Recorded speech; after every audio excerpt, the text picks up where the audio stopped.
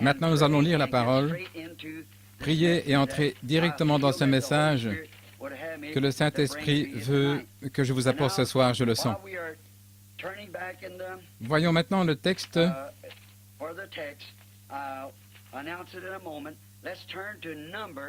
Nombre au chapitre 22,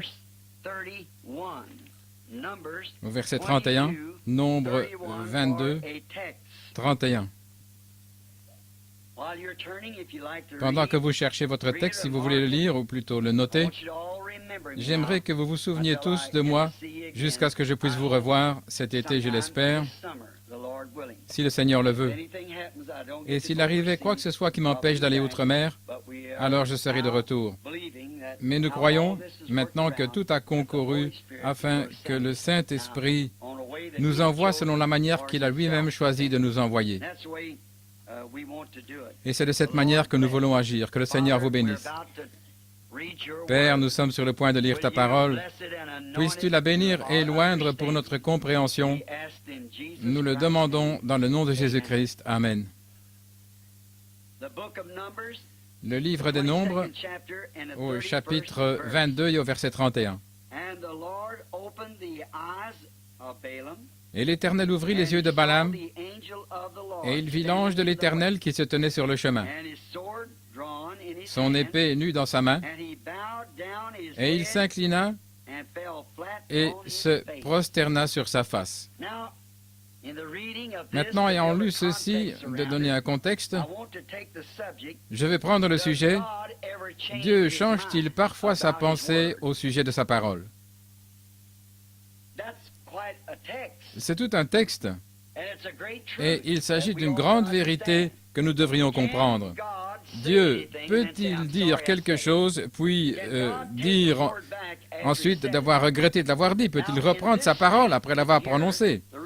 Maintenant, j'ai choisi ce récit parce que c'est l'un des récits de la Bible où le lecteur serait le plus tenté de dire que Dieu change de pensée, plus que dans n'importe quel autre passage de la Bible que je connaisse. Car il a dit une chose à Balaam et il lui dit ensuite autre chose. Et maintenant, beaucoup de gens ont essayé de faire de Balaam un devin ou quelque chose ainsi, mais Balaam n'était pas un devin. Il était un prophète du Seigneur. Maintenant, nous allons d'abord essayer de dégager le cadre de ce message. Israël était en route pour la Palestine venant d'Égypte. Et le Seigneur était avec eux. Chaque ennemi qui s'était dressé devant Israël avait été écarté du chemin, car Dieu avait dit qu'il enverrait des frelons devant eux et qu'il chasserait l'ennemi tant qu'il marcherait dans l'obéissance à son commandement. La tâche ne fut jamais trop grande. Les Amalécites, qui étaient les géants de l'époque, ne signifiaient rien pour eux. Bien que les Hébreux étaient des hommes de petite taille, mais ils marchaient selon l'ainsi dit le Seigneur. Peu importe l'opposition qu'il pouvait y avoir, Dieu veillait toujours à ce que ses paroles de promesse ne faillissent jamais envers Israël. Et Israël de l'Ancien Testament est un type de l'épouse du Nouveau Testament qui sort du monde pour marcher sur la route de Canaan, ce Canaan vers lequel nous nous dirigeons le millénium. Nous remarquons ici que Moab est un type de l'Église. En Moab, ils avaient tué quelques rois, et ils avaient mis l'ennemi en déroute, ils avaient tout exterminé, pris possession du pays, et s'étaient déplacés du côté de Moab. Or, Moab n'était en aucun cas une nation païenne. Moab était une nation qui servait le même Dieu qu'Israël. La terre de Moab était à l'origine la possession du fils de Lot, ce fils qu'il avait eu de sa propre fille. Comme il était le fondateur de cette nation, C'est lui qui l'avait organisée, la rendant célèbre et en faisant une grande nation. Il s'était multiplié et avait continué ainsi. Mais Israël était de la semence d'Abraham, non de Lot. Israël est sorti d'Isaac, Jacob. Et Israël jaillit de ces 12 tribus qui venaient de Jacob, qui fut appelé plus tard Israël, car il avait lutté avec le Seigneur. Et Moab, ici, tout d'abord, j'aimerais dire aux gens qui sont reliés par le téléphone que je n'ai pas l'intention de faire des critiques, et j'espère que je n'en fais pas. Mais ce message qui m'a été donné, je dois être fidèle à ce message, sinon je serai un hypocrite. Vous voyez, je ne peux rien dire de plus que la parole pour laquelle je suis envoyé.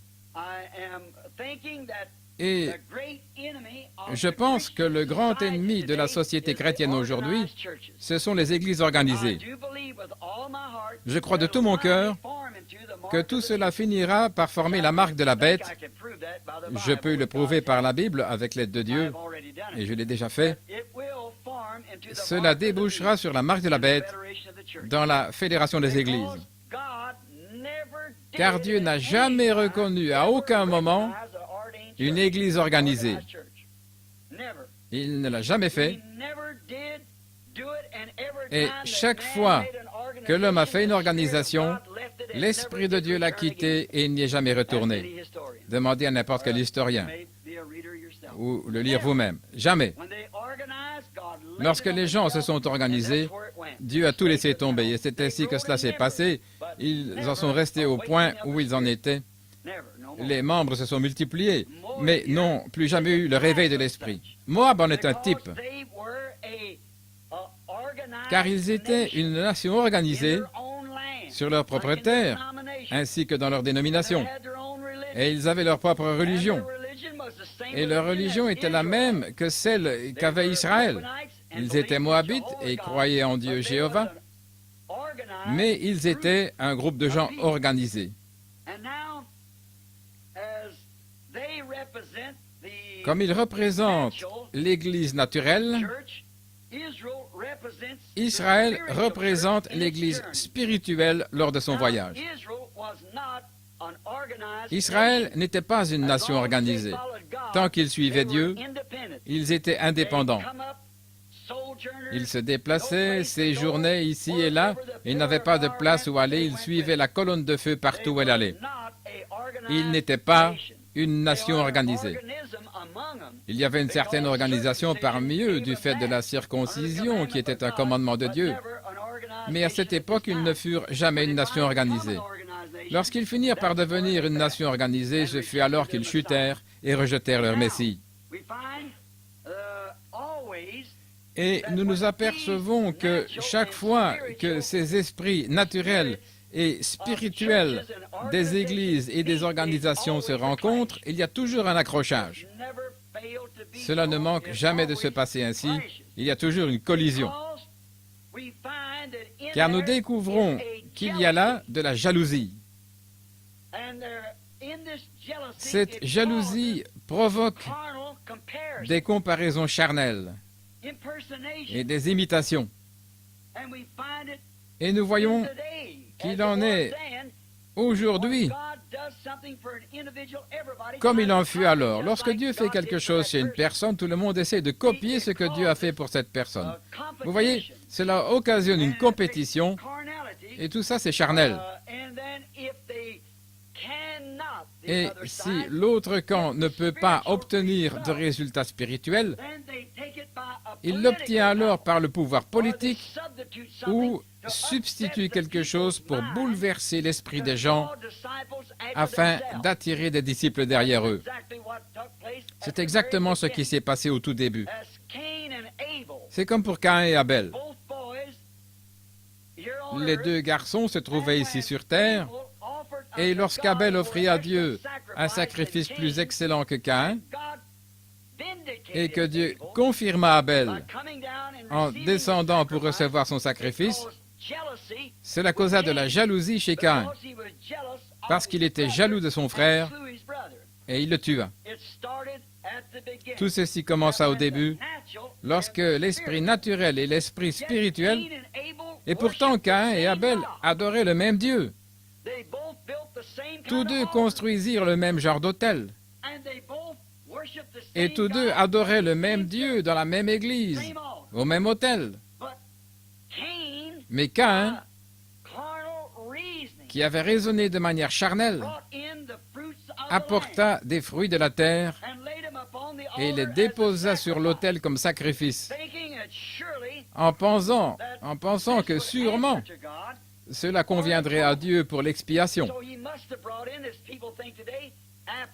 Aujourd'hui, les gens pensent qu'il doit avoir apporté des pommes, et que ce sont les pommes qui prirent Adam et Ève, qui causèrent le péché. J'ai même entendu des gens dire que c'était une grenade. Il n'y a pas très longtemps, certains ont dit que c'était autre chose. Mais Abel offrit le sacrifice qui convenait. Il savait qu'il fallait du sang. C'est pourquoi il apporta un agneau. Et lorsque Dieu le reçut, maintenant c'est par la foi qu'Abel a agi, par révélation. Et non d'une autre manière, la Bible n'était pas écrite. Vous voyez donc que le commencement de la justice, c'est la vérité révélée de Dieu. Et l'Église entière du Dieu vivant est édifiée là-dessus. Un jour, alors qu'il descendait de la montagne, Jésus dit à ses disciples, « Qui dit-on que je suis, moi, le Fils de l'homme » L'un dit, « Tu es Moïse », l'autre, « Élie, Jérémie ou l'un des prophètes ». Il dit, « Mais vous, qui dites-vous que je suis » C'est alors que l'apôtre Pierre, inspiré de Dieu et vivifié par l'Esprit, fit cette affirmation extraordinaire, « Tu es le Christ, le Fils du Dieu vivant ». Remarquez cette affirmation de Jésus, « Béni sois-tu, Simon, fils de Jonas. Ce ne sont pas la chair et le sang qui t'ont révélé cela. Mon Père céleste te l'a révélé. Tu es Simon. Sur ce roc, quel roc? Maintenant les catholiques disent, sur Pierre, le roc, une petite pierre. Et les protestants disent, sur Christ, le rocher.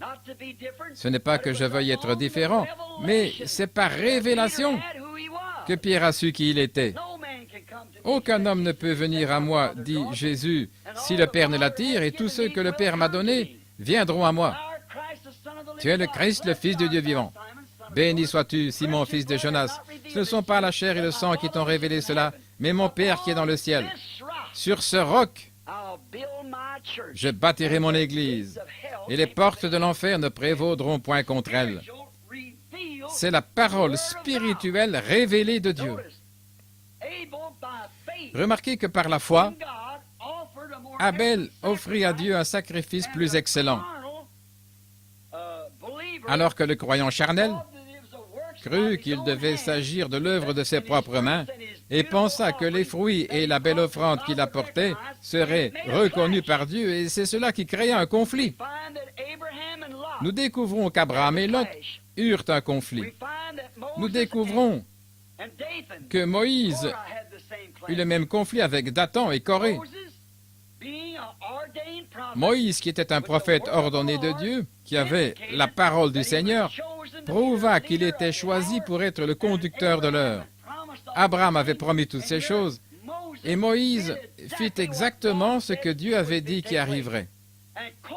Et Corée, qui était charnel, voulut susciter une organisation parmi eux. Il voulait faire un groupe d'hommes. Mais Dieu ne traite pas avec des gens comme ça. Juste dans cette écriture, nous est montré un type de notre voyage aujourd'hui, et cela nous montre que l'organisation n'est pas ce que Dieu a ordonné. Car aussitôt que Corée eut fait cela, il dit à Moïse, « Tu te crois trop. En d'autres termes, l'assemblée entière est sainte, et toi, tu dis que tu es le seul homme saint. Tu n'as pas le droit de faire quelque chose comme ça. Tu essayes de te rendre toi-même quelqu'un d'important. Nous sommes tous saints, nous sommes tous enfants de Dieu. » Moïse tourna simplement la tête et s'en alla. Il dit, « Seigneur, que ferai-je » Dieu dit, « Sépare-toi de lui. J'en ai assez de cela. » Et il l'engloutit dans la terre. Vous voyez, il y eut conflit. Lorsque le charnel et le spirituel se rencontrent, il y a toujours un conflit. Lorsque Judas et Jésus se rencontrèrent, il y eut conflit. L'un était le fils de Dieu, l'autre le fils de Satan. Tout comme avec Caïn et Abel, il y eut conflit lorsqu'ils se rencontrèrent. L'un d'eux était le trésorier de l'Église et l'autre était un pasteur. Maintenant, nous arrivons de nouveau à la même chose aujourd'hui. La dénomination charnelle est l'épouse spirituelle de Christ. L'épouse spirituelle de Christ est tellement différente des organisations charnelles qu'il n'y a aucune comparaison possible entre elles. Maintenant, remarquez, le naturel essaie toujours de copier le spirituel. Mais de même qu'il en fut de Jacob et d'Ésaü, cela ne marchera pas. Certainement pas. Maintenant, en ce qui concerne les bonnes œuvres, je crois qu'Ésaü était réellement un homme meilleur que Jacob, au point de vue humain. Il essaya de prendre soin de son père, un prophète aveugle, et essaya de faire toutes sortes de choses. Pourtant, Ésaü ne pensait pas que ce n'était que des œuvres charnelles. Il pensait qu'il pourrait s'en sortir en faisant ce qu'il faisait, en accomplissant des choses bonnes pour quelqu'un, ce qui est très bien. Mais toute l'âme de Jacob était occupée à obtenir ce droit d'aînesse, et c'est ce que Dieu reconnut en lui de spirituel. Il en résulte toujours que le naturel déteste le spirituel. Caïn se mit à haïr Abel, Corée se mit à haïr Moïse, Judas se mit à haïr Jésus, et cela continue de la même manière. La conséquence en est que le naturel déteste le spirituel, tout comme au début Caïn haïssait Abel, celui dont Dieu avait reçu le sacrifice, et il essaya de le détruire. Ils essayent de détruire leur influence, ils essayent de tout détruire, car ce n'est rien d'autre que de la jalousie. Cela commençait avec Caïn, et ce fut la preuve que c'était de la jalousie, et c'est toujours la même chose aujourd'hui, lorsque le naturel, c'est-à-dire le charnel, et le spirituel se rencontrent. C'est la preuve que c'est Satan, et rien d'autre, car la jalousie vient de Satan. Ils essayent ensuite de créer une imitation de la vérité. Quelqu'un essaie d'imiter quelque chose qu'il n'a pas été ordonné de faire. Combien de fois avons-nous vu cela en ces derniers jours? Oh mon Dieu, combien de fois? Nous voyons donc que Dieu ne change jamais d'avis au sujet de sa parole originelle. Mais celui qui l'appelle, c'est celui-là qui l'ordonne. Personne d'autre ne peut prendre cette place. Personne ne pouvait prendre la place de Moïse. Peu importe combien de Corée ou de Dathan auraient pu se lever, c'était Moïse que Dieu avait appelé sans tenir compte de quoi que ce soit. Cependant, si vous ne marchez pas selon sa volonté parfaite, il vous laissera marcher selon une volonté permissive. Remarquez qu'il permet vraiment cela, mais qu'il le fera œuvrer pour sa gloire, dans sa parfaite volonté. C'est tout comme au début. Ce n'était pas la volonté parfaite de Dieu que les enfants naissent par le moyen du sexe. Non. Dieu créa l'homme de la poussière de la terre. Il lui insuffla le souffle de vie et il devint une âme vivante. Il prit de cet homme une aide semblable à lui et en fit une épouse. C'était la volonté première et originelle de Dieu. Mais lorsque le péché fut entré et eut fait ce qu'il fit, alors Dieu permit à l'homme de se marier légalement avec une femme et d'avoir des enfants d'elle. Croissez, multipliez et remplissez la terre. Si c'est ainsi que vous allez le faire. Mais vous voyez, ce n'était pas vraiment sa volonté parfaite. Ainsi, toutes ces choses qui eurent un commencement doivent avoir une fin. Tout péché doit finir par être annihilé. Tout péché doit être terminé. Dans le glorieux millénium, quand viendra la résurrection, nous n'aurons pas à naître de nouveau au moyen de notre Père et de notre Mère, mais Dieu, tout comme il l'a fait au commencement, appellera l'homme de la poussière de la terre et s'accompagne avec lui. C'est juste. C'est ainsi qu'il fit au commencement. Ainsi donc, Dieu ne change jamais sa pensée au sujet de quoi que ce soit. Mais il va vous permettre d'aller de l'avant. Maintenant, j'ai dû faire un grand détour pour en arriver à dire ce que je voulais, mais je veux que vous compreniez. Vous voyez, il se peut que Dieu vous permette de faire quelque chose et que vous ayez même sa bénédiction en le faisant, mais pourtant, ce n'est pas sa volonté parfaite. Dieu a permis à Israël d'avoir une loi dans Exode au chapitre 19, alors que la grâce leur avait déjà donné un prophète, une colonne de feu, un agneau sacrifié, une puissance de délivrance. Mais ils réclamèrent une loi. Ce n'était pas la volonté de Dieu, mais elle fut injectée car l'homme l'avait voulu. Et Israël fut maudit par cette même loi qu'il avait voulu. Il vaut mieux avoir la volonté de Dieu. C'est ce qu'il nous a enseigné. Que ta volonté soit faite, que ton règne vienne, que ta volonté soit faite. Nous devons nous soumettre à sa volonté et à sa parole. Ne mettez pas en question cette parole, croyez-la, n'essayez pas de la contourner. Prenez-la simplement comme elle est. Il y en a tellement qui veulent tourner autour, trouver une autre solution. Et lorsque vous faites cela, il se trouve que vous continuez d'avancer et que Dieu vous bénit, mais vous œuvrez selon sa volonté permissive et non selon sa parfaite volonté divine. Comme je l'ai dit, il permet cela, mais ce ne sera pas sa parfaite volonté. Cependant, il fera œuvrer cela pour honorer et bénir sa parfaite volonté. Et le fait de concevoir des enfants par le sexe en est un exemple. Maintenant, remarquez, dès le début, Moab fut une nation illégitime. Dès le départ, il fut illégitime, bien que venant d'un père croyant et d'une fille croyante. Si vous voulez typifier cela et le transposer sur le plan spirituel, vous pouvez voir qu'il en est exactement de même pour cette dénomination qui se présente à la vue de tous, certainement. Vous voyez, tout cela est complètement faux. Et regardez, lorsque cela commence comme cela, c'est comme une boule de neige qui roule en grossissant toujours de plus en plus. Vous faites une erreur et vous partez sur cette erreur, et vous continuez tout simplement à rouler une chose après l'autre et ainsi de suite. Et c'est de cette manière que l'Église a commencé. C'est de cette manière que ça a commencé à Nicée, à Rome. Lorsque l'Église catholique romaine, tout au début, cette Église est sortie de la Pentecôte. Mais lorsqu'ils s'organisèrent et amenèrent des célébrités dans l'Église, ils commencèrent à introduire des prières, à égrener le chapelet, à prier pour les morts et toutes ces autres choses. Tout cela se mit alors à entraîner une erreur à la suite d'une autre jusqu'à en arriver au point où cela est maintenant. Il n'y a absolument aucune manifestation de la Pentecôte dans tout cela. Vous voyez? Une erreur en entraîne une autre et ainsi de suite. Il n'y a qu'une chose à faire, c'est d'effacer l'enregistrement et de recommencer depuis le début. Martin Luther commença avec la justification. Cela aurait dû être l'Église luthérienne la plus avancée, vous voyez. Mais lorsqu'il s'organisa, il ne put recevoir la sanctification de Wesley. Il s'était organisé et l'homme ne pouvait pas lutter pour la sanctification, c'est pourquoi l'Esprit s'en alla. Voyons maintenant le groupe de Lot. Moab était l'enfant de la fille de Lot, et c'était un enfant illégitime dès le début. Remarquez maintenant, de la même manière que l'Église naturelle, c'est-à-dire Moab, représente la dénomination naturelle, Israël représente l'Église spirituelle. Israël, la véritable Église, était l'épouse de ce jour-là. Elle fut appelée hors d'Égypte et confirmée comme étant la vérité. Remarquez maintenant qu'ils marchaient ensemble. Ils offrirent tous deux les mêmes sacrifices, tous deux construisirent 7 autels, un sacrifice pur, un bœuf, et ils offrirent même des béliers, rendant témoignage qu'un Messie devait venir. Fondamentalement, ils étaient tous deux exactement identiques.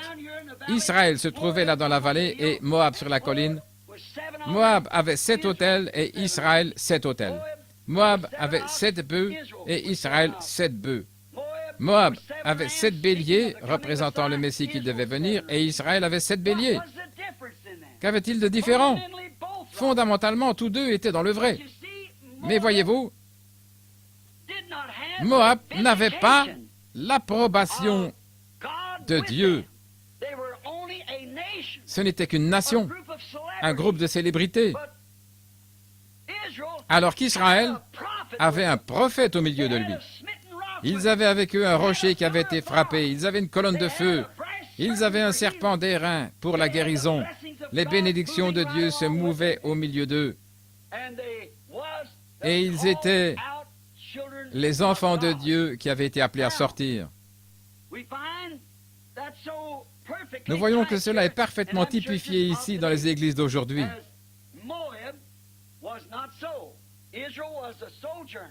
Moab, il n'en était pas ainsi. Israël était un voyageur qui séjournait de place en place. Partout où se déplaçait la colonne de feu, il se déplaçait avec elle. Pour Moab, ce n'était pas le cas. Ils étaient installés dans leur propre dénomination, là-bas dans leur propre nation. Ils ne se déplaçaient pas, mais demeuraient là. Ils avaient des célébrités, toutes les choses qu'ils devaient faire étaient ordonnées. Ils avaient leurs guerriers, ils avaient leurs combattants, leurs rois, de qui ils recevaient leurs ordres, et ainsi de suite. Mais Moab vit qu'Israël avait quelque chose que lui n'avait pas. Il vit qu'il y avait une grande puissance au milieu d'Israël. C'était un prophète. Et ce prophète était Moïse.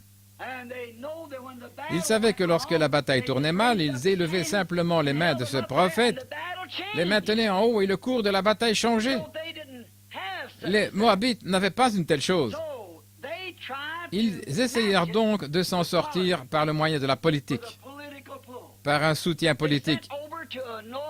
Ils envoyèrent chercher un prophète à l'étranger et le payèrent afin qu'il vienne pour qu'ils puissent avoir un prophète et par là même la puissance au milieu d'eux, comme Israël l'avait au milieu de lui. Voyez-vous cette imitation charnelle? Voyez-vous l'Église charnelle aujourd'hui? Elle fait exactement la même chose. Remarquez. Maintenant, tous deux avaient des prophètes. La seule différence est que Moïse était le prophète de Dieu. Son roi, c'était Dieu. C'est de lui qu'il recevait ses ordres, de la parole de Dieu. Balaam avait aussi un roi. C'était Balak, roi de Moab. Et c'est de lui qu'il recevait ses ordres et ses bénédictions. Balak dit donc à Balaam, « Descends et maudis-moi ce peuple, car il couvre toute la surface de la terre. » Ils viennent par là et broutent tout sur leur passage comme un bœuf qui broute l'herbe. Balak dit, « Descends donc maintenant, car j'ai cru comprendre que tu pouvais maudire ou bénir, et que tout ce que tu faisais était confirmé. » Nous remarquons maintenant que ce prophète était un prophète qui avait été ordonné par Dieu, mais qu'il avait vendu son droit d'aînesse pour des raisons politiques, tout comme l'a fait l'Église d'aujourd'hui, comme le firent Luther, Wesley, la Pentecôte et tous ces groupes qui vendirent leur droit d'aînesse pour promouvoir leur organisation. Moïse était sous les ordres de Dieu, Balaam était sous les ordres de Balak. Pourtant, ces deux prophètes étaient appelés hommes de Dieu et tous deux étaient spirituels. Remarquez la différence. Tous deux avaient un chef. Celui de Moïse était Dieu, celui de Balaam était Balak. Voyez maintenant ici comme le spirituel s'applique à démontrer que le naturel est dans l'erreur. Moïse, envoyé par Dieu dans l'exercice de ses fonctions, est défié par un autre prophète de Dieu. Pouvez-vous imaginer ça? Moïse, qui a été appelé par Dieu, ordonné par Dieu, qui se tient au service de Dieu, se retrouve dans ce groupe froid et formel et est mis au défi par un autre prophète de Dieu que Dieu lui-même avait béni et ordonné. Comment pourriez-vous faire la différence? Tous deux étaient prophètes. Dieu avait parlé aux deux prophètes. Certains disent Dieu a dit de faire ceci ou Dieu dit de faire cela, je ne discute pas cela. Mais ce n'est pas dans la ligne de la parole de Dieu, du prophète. Peu importe s'il s'agit d'un prophète, il n'est pas dans la ligne. Tellement de gens ont été trompés comme cela. Oh, ce frère sait faire ceci, il peut faire cela, et renier la parole? Même si je parlais les langues des hommes et des anges, même si j'avais le pouvoir de déplacer les montagnes, même si je donnais tous mes biens pour nourrir les pauvres, je ne serais toujours rien. Beaucoup viendront à moi en ce jour et diront, « Seigneur, Seigneur, n'ai-je pas prophétisé en ton nom? N'ai-je pas chassé les démons en ton nom et accompli des œuvres puissantes? » Et je leur dirai, « Retirez-vous de moi, ouvriers d'iniquité, je ne vous ai jamais connus. » Ils étaient pourtant venus en affirmant qu'ils avaient fait cela. Mais Jésus leur dit qu'ils étaient des ouvriers d'iniquité. Qu'est-ce que l'iniquité? C'est lorsque vous savez qu'il y a quelque chose que vous devriez faire et que vous savez qui est juste, et pourtant vous ne le faites pas. Voyez-vous comment ça se passera dans les derniers jours? Écoutez tout le conseil de Dieu. C'est ce que je me proposais de faire ce soir. J'avais dit que j'aurais terminé à 9 heures. Il se peut que je finisse un peu plus tard. Regardez. C'est ce que j'avais l'intention de vous montrer par la parole de Dieu. Je voulais vous montrer que Dieu doit garder sa parole afin de rester Dieu. Maintenant, nous remarquons cela. Tous deux étaient des hommes spirituels, tous deux étaient des prophètes, tous deux avaient été appelés. Et Moïse était là dans la ligne du devoir, avec une colonne de feu renouvelée devant lui chaque jour. L'Esprit de Dieu était sur lui, dans la ligne du devoir. Voici maintenant un autre serviteur de Dieu, un homme qui avait été appelé par Dieu, ordonné par Dieu, un prophète à qui vient la parole de Dieu. C'est là que réside le danger. Personne ne pouvait nier que cet homme venait de Dieu, car la Bible dit que l'Esprit de Dieu lui avait parlé et qu'il était un prophète. Mais voyez-vous, lorsqu'il reçut la véritable réponse de Dieu, il ne voulut pas la garder. Il n'y fit pas attention. Alors il alla défier Moïse. Maintenant, Balaam recherchait de tout son cœur la volonté de Dieu. Maintenant, lorsque ce grand homme vint lui dire, Balaam, le roi Balak t'a envoyé chercher afin que tu viennes immédiatement et que tu maudisses ce peuple d'Israël, car ils se sont répandus sur toute la surface de la terre et maintenant ils ont pris position contre moi et ils ont conquis tous les royaumes qui se trouvaient autour d'eux.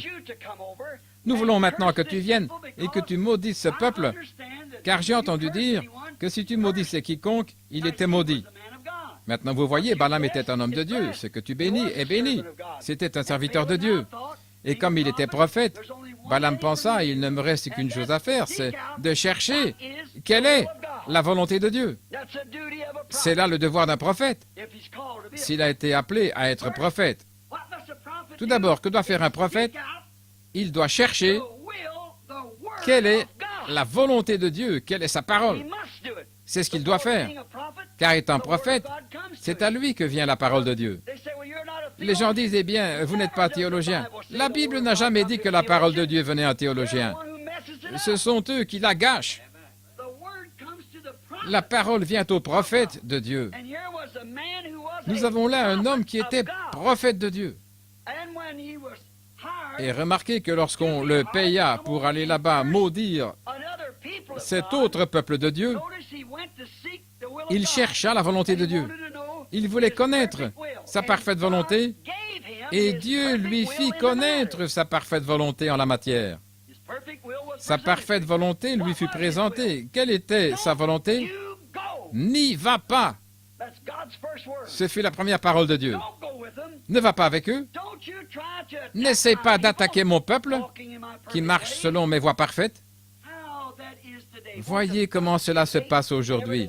Ils veulent faire des histoires, discuter et toutes ces autres choses lorsqu'ils voient l'Esprit de Dieu œuvrer au milieu de vous. Et cela fait des années qu'ils essayent d'étouffer cela. Mais plus ils essayent de l'étouffer, plus cela prend de l'importance. Vous ne pouvez pas maudire ce que Dieu a béni. Vous ne pouvez tout simplement pas le faire. Vous voyez donc que c'était le peuple de Dieu. Maintenant, vous voyez bien que ce prophète se trouvait là-bas, qu'il avait été loué, acheté par le roi et qu'il œuvrait au milieu de toutes ces célébrités. Et la parole de Dieu est venue à lui, il cherchait la volonté de Dieu. Et la volonté de Dieu lui répondit en disant, « Ne maudis pas ce peuple, je l'ai béni. » Maintenant, il n'y a pas un seul théologien sous les cieux qui puisse nier ce message que nous prêchons, car il est exactement la parole de Dieu qui convient pour ce temps. Dieu l'a authentifié dans chaque chose qui a été dite et faite. Il a prouvé que ce message était vrai. Maintenant, pas un seul théologien, pas un seul lecteur de la Bible, pas un seul prophète ne peut regarder cette parole. S'il est un prophète, il verra la même chose. S'il n'y voit pas la même chose, cela montre que quelque chose ne va pas. Vous dites, oh, eh bien, je pourrais prendre cela autrement. Balak et Balaam le pouvaient aussi. Vous voyez? Mais Dieu a identifié Moïse. Il a confirmé quelle était la preuve, la parole de Dieu. Il entendit. La décision de Dieu simple et claire ne va pas. N'essaie pas de maudire ce que j'ai béni. C'est mon peuple. Et vous savez quoi? Balaam n'aimait pas de toute façon ce peuple.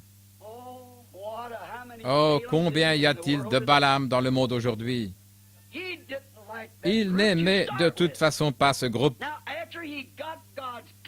Il reçut la claire décision de Dieu, ne va pas. Mais vous voyez, au lieu d'obéir, il fit la même chose que Caïn, que Corée, il fut jaloux. Et il chercha une raison pour y aller de toute façon. Remarquez ce que fit le quartier général de sa dénomination après qu'il soit revenu en disant « Non, n'allez pas croire que je vais descendre là. Ne croyez pas que j'ai quoi que ce soit à voir avec eux. Je ne vais pas discuter avec ces gens car Dieu vient de me dire qu'ils étaient son peuple et je ne crois pas que j'irai. » Oh, s'il était resté avec ça. Mais au fond de son cœur, voyez-vous, il ne les aimait pas. Il n'était pas de son groupe. Et tout ce qui n'appartient pas à son groupe ne pouvait de toute façon pas avoir raison, vous voyez. Et il abaissa son regard sur eux en disant « Ces gens ont fait des choses horribles. Un Dieu saint va certainement maudire des gens comme cela. Ils sont illettrés et n'ont pas été éduqués comme nous. Nous sommes des gens plus intelligents. Oh, ils prétendent bien servir Dieu. Mais regardez-les, que sont-ils? Une bande d'esclaves qui pataugent dans la boue que les Égyptiens ont chassés. Eh bien, Dieu ne voudrait sûrement rien avoir à faire avec un groupe aussi sale que ça. Il manqua de voir ce rocher qui avait été frappé, ni ce serpent d'airain et cette colonne de feu. Il essaya de les juger selon un point de vue moral. Il manqua de voir l'appel plus élevé de Dieu. C'était par grâce, par élection, qu'il se trouvait dans cette ligne avec la parole de Dieu. Et lorsqu'il voulut les maudire, Dieu lui dit, « Ne fais pas cela, ils sont à moi. Laisse-les tranquilles. Ne les touche pas. » Et ces hommes firent demi-tour et s'en retournèrent. Observez maintenant les quartiers généraux de sa dénomination lorsqu'ils furent rentrés. Ils envoyèrent un groupe plus influent. Cette fois-ci, au lieu que ce soit simplement des laïcs, ce furent peut-être des docteurs en théologie. C'était peut-être des évêques ou des surveillants généraux. Il envoya un meilleur groupe. Un groupe un peu plus influent, des gens qui avaient une instruction un peu meilleure, qui pouvaient mieux lui exposer le plan, de manière à le faire apparaître raisonnable. Oui, c'est ce que fit Caïn, il raisonna. C'est ce que fit Corée, il raisonna. Ce n'est pas lui qui raisonnait. Mais nous rejetons les raisonnements, nous croyons Dieu. Peu importe ce que quiconque d'autre peut dire, nous croyons Dieu. Nous ne raisonnons pas avec ce que Dieu dit. Nous ne pouvons pas raisonner. Vous devez l'accepter par la foi. Et tout ce que vous savez, vous ne devez plus le raisonner. Je ne sais pas comment il le fait. Je crois simplement qu'il le fait. Je ne sais pas comment il fera pour tenir cette promesse, mais il a dit qu'il le ferait. Je le crois. Je l'accepte sur la base de ma foi en la parole de Dieu. Vous dites, eh bien, vous ne pouvez pas vous en sortir ainsi. Je ne sais pas comment je m'en sortirai. Mais il a dit, dis-le. Je me souviens que mon pasteur baptiste m'a dit un jour, « Eh bien, Billy, tu finiras par prêcher au poteau de l'église. Crois-tu qu'il y a quelqu'un qui puisse écouter une chose pareille? » Je dis, c'est ce que Dieu a dit. Comment vas-tu faire avec ton niveau d'école primaire pour prier pour des rois et prêcher autour du monde? Je dis, je ne sais pas comment je ferai, mais c'est ce qu'il a dit et ça me suffit. Vous voyez? Il l'a dit, je ne sais pas comment ça va s'accomplir. Il a dit, crois-tu que ces gens qui viennent de ce grand monde instruit et contre lesquels tu vas t'élever au sujet de la guérison divine et toutes ces choses, penses-tu qu'ils vont croire cela? Je dis, ce n'est pas à moi de savoir s'ils vont croire ou pas. Mon devoir, c'est de le prêcher. C'est ce qu'il m'a dit. Il a dit qu'il serait avec moi et qu'il me dirait ce que je dois faire. Et cela s'est passé exactement comme il a dit que cela arriverait. Tout d'abord, prends-leur, mais ensuite il arrivera que tu connaîtras même les secrets de leur cœur. Et je vous en ai parlé. C'est de cette manière que c'est arrivé. Comment cela se fait-il? Je ne sais toujours pas comment ça se fait. Ce n'est pas mon problème de savoir comment cela arrive. Cela se fait, tout simplement. Qui pourrait expliquer lorsque Dieu dit à Élie, « Monte là-haut et installe-toi sur la montagne et je te nourrirai. J'ai ordonné au corbeau de te nourrir. » Comment un corbeau pouvait-il prendre une tranche de pain, un morceau de poisson cuit et l'apporter à un prophète? Cela dépasse tout ce qu'on pourrait expliquer. Vous ne pouvez pas l'expliquer non plus, personne. Mais il l'a fait. C'est tout ce qui est nécessaire. Il l'a fait, et c'est la vérité. Comment le fit-il? Je ne sais pas. Ce n'est pas mon affaire, mais il l'a fait. Comment fit-il la terre? Je ne sais pas, mais il l'a fait. Comment fit-il pour envoyer son Fils? Je ne sais pas, mais il l'a fait. Comment fit-il pour ressusciter des morts? Je ne sais pas, mais il l'a fait. Comment m'a-t-il sauvé? Je ne sais pas, mais il l'a fait. C'est juste. Comment vous a-t-il sauvé? Je ne sais pas, mais il l'a fait. Comment m'a-t-il guéri? Je ne sais pas, mais il l'a fait. Il a promis de le faire, et il tient sa parole. Balaam aurait dû savoir cela, et il savait bien. Remarquez que vint ce groupe influent qui était meilleur, et qu'avaient-ils? Ils avaient de meilleurs dons. Non seulement ça, ils avaient de meilleurs dons, mais ils pouvaient lui donner plus d'argent et lui offrir une meilleure position. Maintenant, en plus de votre position de pasteur régulier de notre organisation, nous ferons de vous, nous ferons de toi le surintendant du district, vous voyez, nous ferons quelque chose. Pour toi, si tu veux simplement chasser ce groupe de gens-là et arrêter tout ça. Oh, ils lui offrirent une belle place. Ils dirent, tu sais, je peux te donner de l'avancement. Vous voyez d'où lui venait la parole qu'il recevait? De la tête de la nation. D'où Moïse recevait-il ces paroles? Du roi des cieux. Une de ces paroles était la promesse de la parole de Dieu. Je t'emmènerai vers la terre promise et aucun homme ne tiendra devant toi. J'enverrai des frelons devant vous et je les disperserai de gauche et de droite. Vous vous emparerez de ce pays. Je vous l'ai déjà donné. Allez de l'avant, emparez-vous de ce pays, il est à vous. Vous voyez, c'est celui-là que Moïse écouta. Or cet homme écoutait ces choses à un point tel qu'il sentit en son cœur qu'il y avait quelque chose dont il était jaloux. Et c'est pourquoi il alla vers son chef ecclésiastique. Remarquez qu'il était question d'une meilleure position. Il dit, tu sais que je peux te faire avoir de l'avancement. Je te ferai avoir une meilleure place, je ferai même plus. J'augmenterai ton revenu, je te donnerai un meilleur salaire. Et en lui offrant tout cela, ça l'a aveuglé.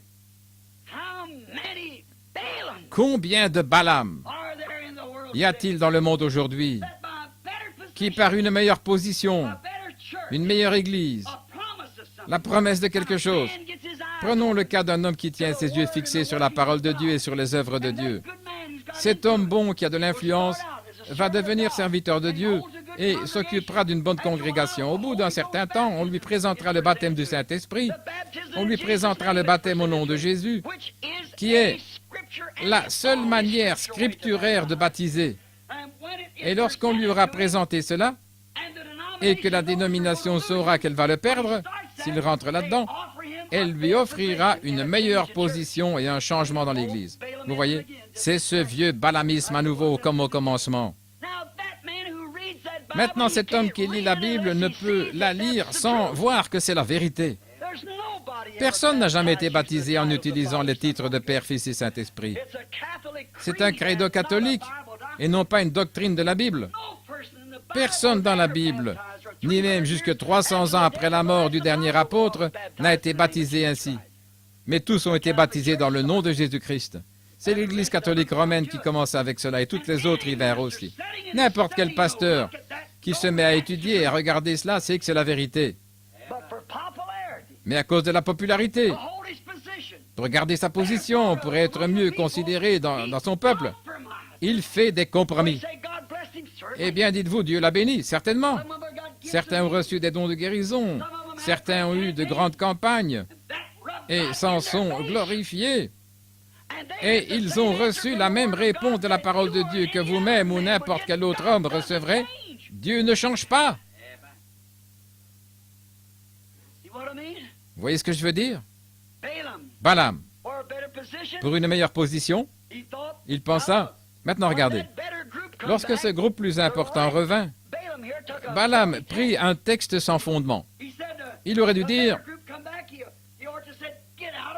sortez de ma présence. Je vous ai annoncé la parole de Dieu, partez. Ceci est le ainsi dit le Seigneur. Mais vous voyez ce que firent les cadeaux et le fait de pouvoir devenir un homme plus populaire. Oh, comme ils aiment faire cela. Nous vous enverrons par tout le monde, nous vous donnerons un avion spécial, nous sponsorisons vos rencontres partout, si vous voulez simplement. Vous voyez, nous savons ce que dit la parole. Nous savons ce que Dieu a dit. Nous en tiendrons avec cela, avec l'aide de Dieu. Peu importe la promesse et tout ce que vous pouvez payer en plus et combien ceci ou cela, nous voulons le ainsi dit le Seigneur. Et ce qu'il a dit en premier, eh bien l'Église a dit que c'était secondaire. Mais nous voulons ce que Dieu a dit au début et rien qui n'y soit ajouté ni retranché, sous peine que votre nom ne soit retranché du livre de vie. ajouter un mot à la parole ou en retrancher un mot. Nous voulons ce qu'il a dit, non pas ce que l'Église a dit ou ce que Dr. Jones ou quelqu'un d'autre. Nous voulons le ainsi dit le Seigneur, ce que la parole a dit. Mais maintenant, nous découvrons que Balaam, qui était un serviteur de Dieu, et il y en a beaucoup de ces hommes qui commencent ainsi, et qui sont ordonnés par Dieu, et annoncent la parole de Dieu, pour beaucoup de choses, et qui, lorsqu'il en arrive à la pleine vérité, ils ne veulent plus le faire. Remarquez ici qu'en tant que prophète de Dieu, il n'aurait pas dû se laisser entraîner dans un tel groupe pour commencer. Il n'aurait pas dû aller avec eux. Mais observez, à cause de la popularité, pour le bien de sa conscience, il a dit, « Eh bien, passez la nuit ici et je vais essayer de nouveau. » Vous voyez, je vais essayer de nouveau. Pourquoi voulez-vous essayer de nouveau? Dieu lui avait déjà dit quoi dire. Dieu avait dit, « Dis-leur que tu n'iras pas. » C'est sa parole originelle. « Je n'irai pas. Ne va pas, ne maudis pas ce que j'ai béni. » Maintenant, observez les retours de flamme après ça. Vous voyez, et ça se passera chaque fois ainsi. Lorsque Dieu dit quelque chose, il le pense. Il ne change pas sa pensée à ce sujet. Il s'en tient exactement à sa parole. Peu importe ce que quiconque d'autre dit, il s'en tient à sa parole. Maintenant, Balaam aurait dû savoir. Il aurait dû se séparer d'une telle compagnie. Mais tous avaient de beaux présents et la promesse qui avait été faite par le roi. Tu sais ce que je peux faire cela. Je suis l'archevêque. Je peux tout simplement faire ce que je veux. Et je te ferai avoir de l'avancement si tu viens faire cela pour moi. Et Dieu lui avait bien dit, ne fais pas cela. Cependant, Balaam dit, passez la nuit ici et je vais essayer de nouveau. Vous voyez? Il avait pourtant la parole. Vous n'avez plus besoin de discuter à ce sujet. Dieu avait parlé. Avec un groupe comme cela, ils essaieront toujours de vous influencer à quitter la volonté de Dieu. Un groupe vint un jour vers un prophète nommé Job. Ils ne purent pas l'influencer. Il avait eu la vision, il savait ce qui était juste. Balaam avait eu la vision, et pourtant il ne s'y tint pas. Peu importe que ces groupes d'église disent, « Oh Job, tu devrais faire ceci ou cela. » Même sa femme a dit, il a dit à sa femme, « Tu parles comme une personne insensée. » Je sais ce que le Seigneur a dit, je sais ce qu'il demande et c'est ce que j'ai fait. Vous voyez, il s'en tint à ce que Dieu avait dit. Remarquez que Balaam se servit de ce texte sans valeur pour calmer sa conscience. Voyez, eh bien, je vais essayer encore une fois. Maintenant, c'est ici que vous venez une seconde fois. Combien de Balaam avons-nous ce soir qui utilisent ce texte creux de Matthieu 28, 19 à cause de leur conscience? Combien veulent utiliser Malachie 4 à cause de leur conscience? Combien veulent utiliser Luc 17, 30 simplement pour le bien de leur conscience? Combien veulent se servir de ces choses disant, eh bien, je vais vous dire quelque chose, je crois qu'ils sont tous dans la confusion. Et nous voyons ici Balaam qui essaie de dire, Dieu s'est peut-être embrouillé, je vais essayer de nouveau pour voir ce qu'il dit. Cependant, Dieu connaît votre cœur. Remarquez que Balaam s'est servi faussement de ce texte à cause de sa conscience, car il voulait vraiment cet argent. Il voulait cette position de dignitaire, il voulait ce travail, il voulait obtenir cette position afin d'être considéré comme docteur un tel. C'est pourquoi il dit, je vais essayer de nouveau. Oh, combien de Balaam dans le monde ce soir. Des promesses de position, de popularité, oh mon Dieu, qui leur engourdissent la conscience. C'est à cause de leur dénomination qu'ils disent, si vous faites cela, vous n'avez plus qu'à partir. Je sais que tu es un homme très bien et nous vous aimons, c'est vraiment un homme très bien. Mais vous ne pouvez pas prêcher cela. Notre doctrine déclare que vous ne pouvez pas faire cela. Le docteur Untel a dit qu'il devait en être ainsi. Ainsi, si vous voulez rester avec nous, vous devez croire cela de cette manière. Maintenant, je sais que vous avez eu des temps difficiles. Si vous le voulez, eh bien, je vais voir si vous ne pourriez pas obtenir de l'avancement et peut-être en changeant d'église. Oh, vous, Balaam, lorsque vous connaissez la volonté de Dieu, faites-la. Dieu ne changera pas sa volonté. Quelque chose que Dieu puisse laisser de côté à cause de sa mission. Non. Il a dit, eh bien, je vais essayer de nouveau.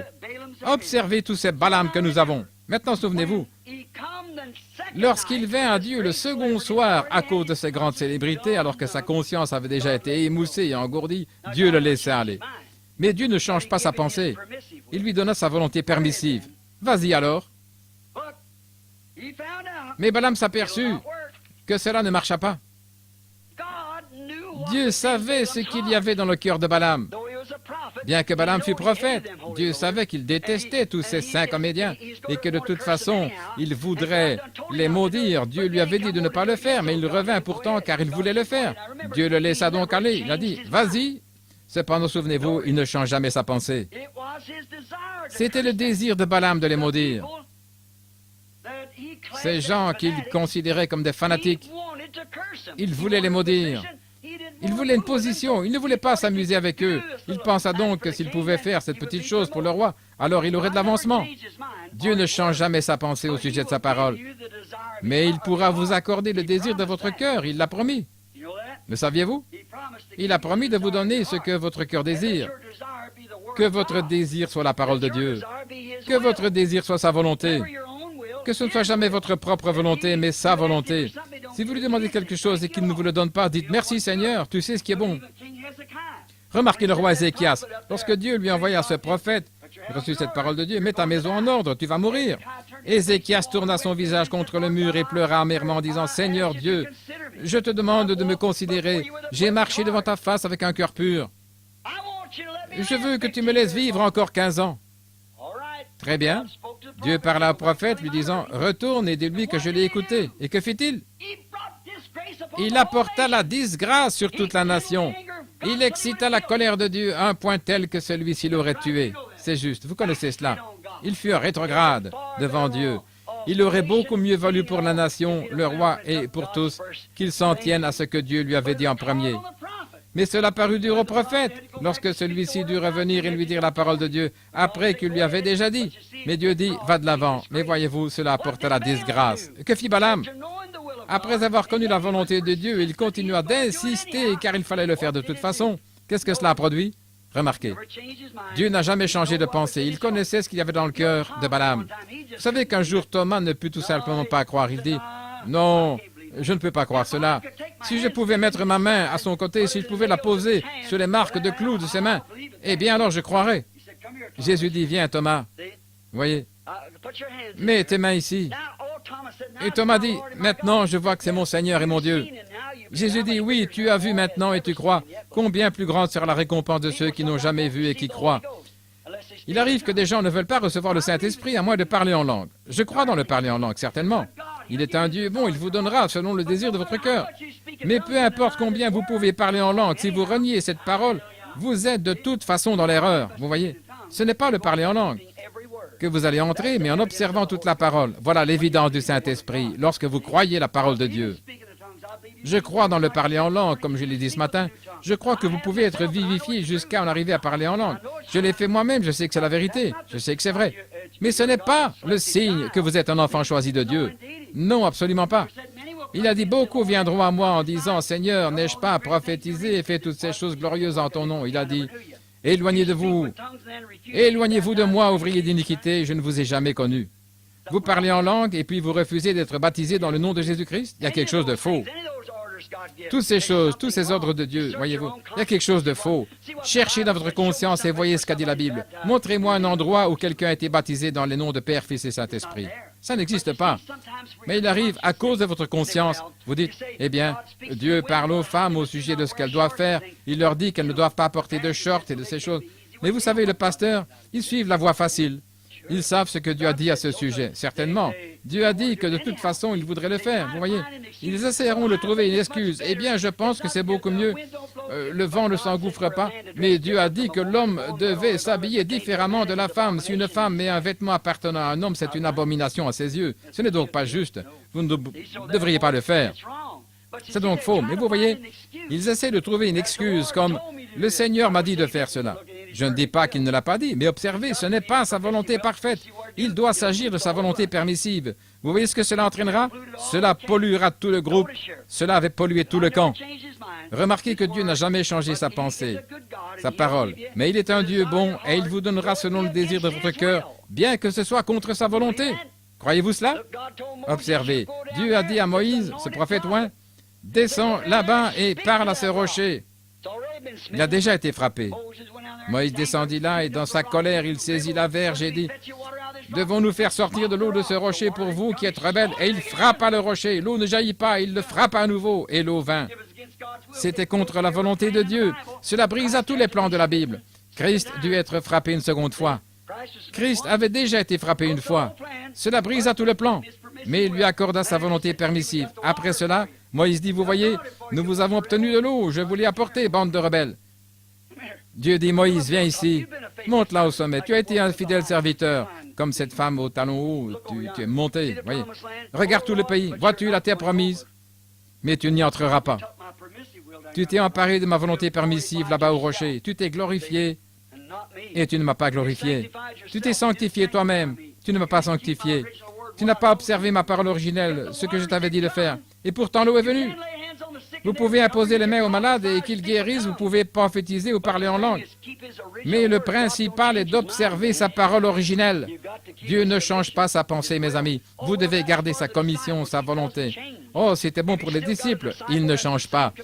S'il a encore un disciple, la commission sera la même. Allez par tout le monde et prêchez l'Évangile, ces signes suivront ceux qui auront cru. Ça ne change pas, il ne peut pas changer. Maintenant, vous pourriez dire, bien, ce n'est pas pour ce jour. Oh, vous, Balamites, Dieu ne change pas, il est le même hier, aujourd'hui et pour toujours. Regardez simplement les Balamites d'aujourd'hui. Oh, je sais bien que dans la Bible, ils baptisaient dans le nom de Jésus, mais vous voyez tous ces... Peu importe ce qu'ont fait les gens, il n'y a pas d'autre nom sous le ciel qui a été donné parmi les hommes pour être sauvés. Il n'y a pas de rémission des péchés si ce n'est par le nom de Jésus-Christ. Peu importe combien vous êtes bon, ce que vous faites, ça n'a rien à voir. C'est la parole originelle de Dieu. Vous devez rester avec cela. Oh là là! L'obéissance à sa parole vaut mieux que les sacrifices. Souvenez-vous du moment où Saul revint.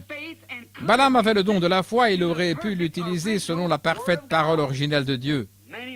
Il y a aujourd'hui beaucoup de gens dans les missions qui ont des dons de guérison et qui pourraient faire la même chose. Il y a beaucoup de gens là, beaucoup de gens qui parlent en langue, qui prophétisent.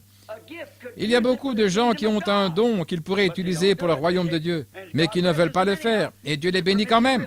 C'est sa volonté permissive. Mais comme Ésaü l'a fait, ils ont vendu leur droit d'aînesse pour la popularité, les plaisirs et le profit personnel. Ils ont vendu leur droit d'aînesse comme le fit Ésaü. Ils l'ont vendu à une organisation. Ils l'ont vendu comme le fit Balaam. C'est la même chose aujourd'hui. Nous savons que c'est vrai. Ils vendent leur droit d'aînesse. Des femmes qui prétendent avoir le Saint-Esprit portent des shorts. Les hommes permettent à ces femmes aux cheveux coupés, au visage maquillé et qui portent des robes de pasteur de monter en chair. C'est là la plus grande pierre d'achoppement que l'Église ait jamais eue. Si vous voulez savoir, d'après les puissances politiques, à quel moment nous en sommes de l'âge du royaume, regardez où en sont les Juifs. Observez comment sont les Juifs, car ils sont une nation. Si vous voulez savoir où en sont les nations, observez les Juifs. Si vous voulez savoir où en est l'Église, observez les femmes. Observez le comportement moral de la femme, car elle représente l'Église. Lorsque vous voyez la pollution parmi les femmes, vous trouvez la pollution dans l'Église. Lorsqu'elle devient une Jézabel, fardée, l'Église devient exactement comme elle. C'est la vérité, vous le savez. Si vous voulez savoir où en est l'Église, observez le comportement moral de vos femmes, car l'Église est une femme. Si vous voulez connaître la condition du pays, observez les Juifs. Remarquez ce que Dieu dit à Balaam après que celui-ci eut entendu la parole véritable, la claire décision. Ne va pas? Oui. Après avoir vu dans son cœur ce qu'il avait l'intention de faire, il lui donna sa volonté permissive. Vas-y. Et vous pouvez faire la même chose. Si vous ne voulez pas marcher dans la vérité, il se peut que vous alliez de l'avant et que vous ayez un grand ministère, certainement. Mais vous prenez sa volonté permissive, vous passez au-dessus de sa parole. Il vous fera prospérer, certainement. Tout comme il l'a fait pour Balaam. Il réussit dans ses entreprises, mais il ne put pas maudire ce peuple. Il ne put pas le faire, car chaque fois qu'il commençait à maudire, il bénissait. Voyez, il ne pouvait pas le faire. Mais lorsqu'il commençait à avoir du succès dans ses entreprises, il enseigna à ce peuple, par l'intermédiaire de Balak, à commettre adultère. Il amena des gens de Balak dans le camp d'Israël et les incita à se marier. Il dit, eh bien, nous sommes tous un, vous adorez le même Dieu, nous avons un prophète ici, vous avez un prophète là-bas, et nous avons le même sacrifice, le même Jéhovah que nos pères. Pourquoi ne voulez donc pas venir et vous associer à nous? La Bible dit, ne vous joignez pas aux incroyants. Ne vous mettez pas sous le même joug qu'eux. S'ils ne croient pas, demeurez loin d'eux. Sortez du milieu d'eux, séparez-vous, dit le Seigneur, et je vous recevrai. Ne touchez pas à leurs choses impures. C'est juste, restez à l'écart des saletés qu'ils disent contre la parole et des choses comme cela. Ne l'écoutez pas. Nous découvrons ici que Balaam descendit là-bas et commençait à enseigner le peuple qui commit alors une erreur. Il suivit le chemin de Balaam et fit comme lui, et Balaam enseigna à Balak et aux enfants d'Israël à commettre l'adultère, et une plaie frappa la nation d'Israël. et des milliers d'entre eux moururent en un seul jour. Et tandis qu'ils étaient tous là en train de prier devant l'autel de Dieu, un homme israélite s'approcha avec une femme madianite, une femme dénominationnelle, et entra dans la tente. Le fils du sacrificateur s'avança, prit une lance et les tua tous les deux. Et cela arrêta la colère de Dieu. Vous connaissez les Écritures, est-ce juste? Qu'arriva-t-il? Balaam réussit à affaiblir Israël. Que fit-il? Il affaiblit leur camp. Dieu le laissa aller affaiblir leur camp, et cela pollua tout le camp. Lorsqu'une doctrine commence qui n'est pas la vérité de la Bible, cela pollue tout le camp. Quelqu'un se lève et exprime une idée différente, comme le fit Corée, et dit, eh bien, voici ceci, cela, j'ai une idée différente. Cela pollue tout le camp, et c'est ce qui est fait au camp tout entier de l'Église aujourd'hui. Son enseignement, affaiblissant ainsi tout le camp à Kades Barnéa, une confrontation avec la parole. Lorsqu'ils arrivèrent à Kades Barnéa et l'affaiblissement du camp, ils sont revenus et ils avaient suivi. Souvenez-vous qu'ils avaient mangé la nourriture des anges chaque nuit.